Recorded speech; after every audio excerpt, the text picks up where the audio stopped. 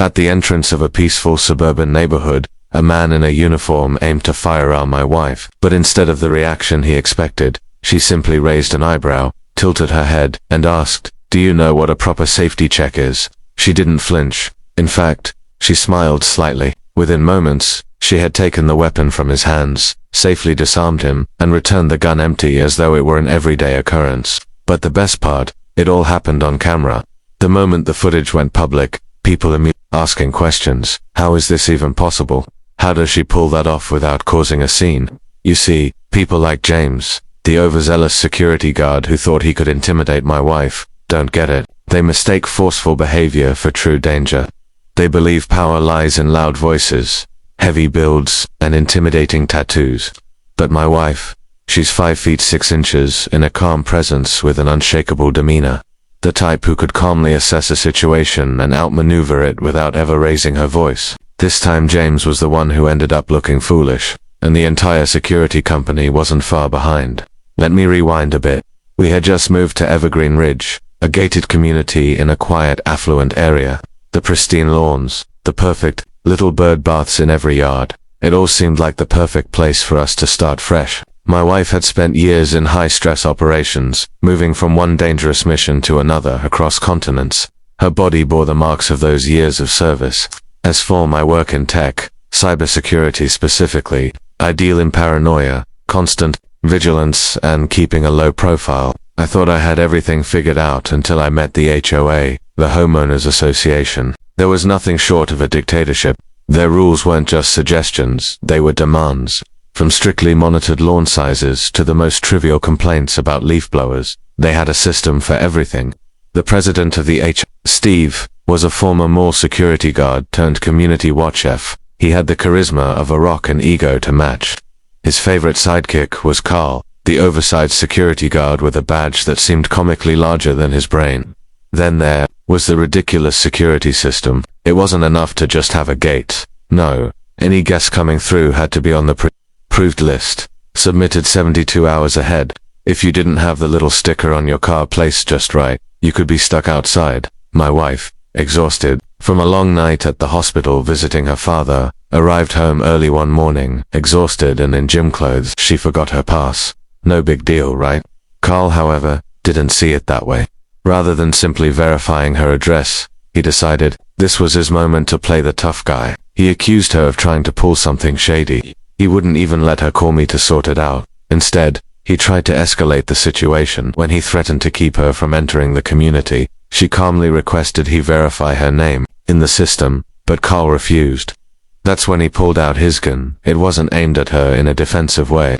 It was more like a power move. At that moment, she decided to show him exactly what it meant to truly be a threat. She stepped out of her car, calmly approached him, and within moments, the shotgun was safely in her hands. She didn't hurt him, she didn't even yell, but she made sure Carl realized the mistake he'd made, all while cameras caught the entire encounter. The footage was clear, and once the police arrived, Carl tried to explain that my wife had lost control, but the police saw things differently, especially after watching the video. What really shook me was how the HOA handled it. Instead of stepping up, they chose to blame my wife for aggressively disarming Carl. The HOA president, Steve, immediately called for an emergency board meeting, implying my wife was a danger too. The neighborhood, despite her legal right to defend herself on her own property, they suspended her access to the community entrance as a precaution. We weren't going to let that slide. Soon we received a letter from the county, an investigation into the HOA's handling of security, weapons, and misappropriated funds. It wasn't just us filing complaints anymore. It turned out some of our neighbors had had enough of the HOA's overreach. To one neighbor, a retired military officer who'd seen the footage, gave us some crucial backing, tipping us off to other issues within the HOA. The cracks in Steve's little kingdom began to show. The real shift happened when I dug deeper into the HOA's records. There was proof of unapproved weapons purchases and unlicensed security guards. They had used community funds to buy firearms, claiming they were for safety. I submitted the evidence to the county's compliance board and even shared it with local media. The video went viral. At first, Steve tried to downplay it, sending out statements defending Carl and blaming everyone else. But the public pressure mounted. Then came the hammer. The county launched an official audit of the HOA. the board was forced to step down. The investigation into Steve's questionable purchases and illegal security practices moved forward.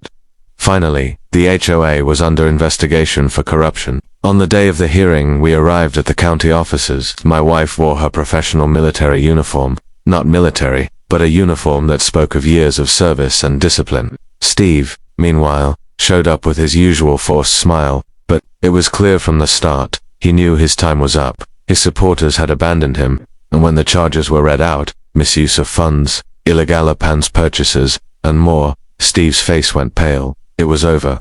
The decision was swift and clear. The HOA was placed under review.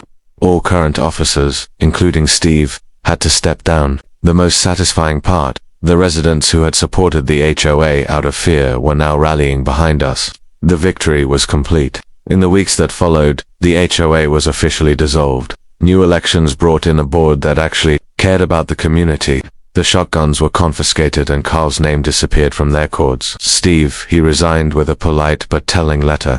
We framed it and hung it in the garage. Mission accomplished. A month later, we got a letter from the county sheriff's office recognizing my wife's actions during the confrontation. They even offered her a position with the tactical unit. Her response, I've already faced the most dangerous unit I'll ever face. As for us, life settled down.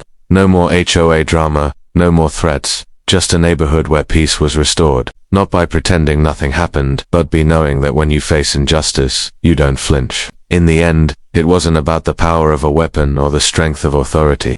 It was about standing your ground with integrity and calm confidence. When faced with injustice, my wife proved that true strength isn't loud or aggressive, but calculated, poised and unwavering in the face of intimidation. The system might have been rigged to favor those with power, but it couldn't silence someone who knew how to navigate the rules and challenge them with integrity. The victory wasn't just about the HOA's downfall or the reinstatement of our rights. It was about showing our neighbors, friends, and even the HOA board itself that respect and fairness matter. What started as a simple misunderstanding spiraled into a battle of values, and in the end, we didn't just win a legal battle, we won back our community's trust and unity. Now, when I drive past the gate, it's not with frustration or anger, but a quiet pride. This wasn't just about keeping control over our home. It was about preserving the principle that no one, no matter how small or quiet, should ever be intimidated into silence. And in the end, that was our most powerful victory.